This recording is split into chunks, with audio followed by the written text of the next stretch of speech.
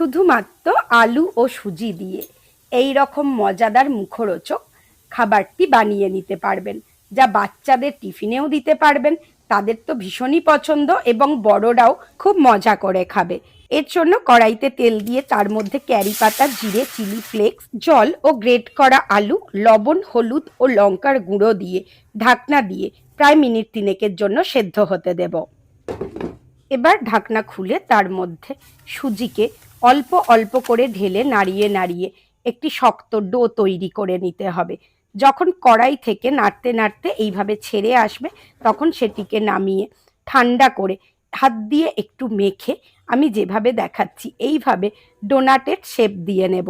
এইভাবে পুরো মণ্ডটিকে রেডি করে নেব। আজকের টিপস: সুজিতে প্রোটিন ও ফাইবার থাকায় তা অনেকক্ষণ পেট ভরা রাখে।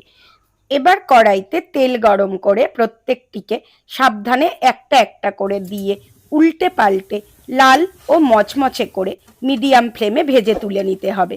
এবার বাচ্চাদের টিফিন হিসাবে আপনি বক্সে একটু সসের সাথে প্যাক করে দিতে পারেন, বা বিকেলে গল্পের আসরেও আপনি নিয়ে বসে পড়তে পারেন এই ডোনাটস।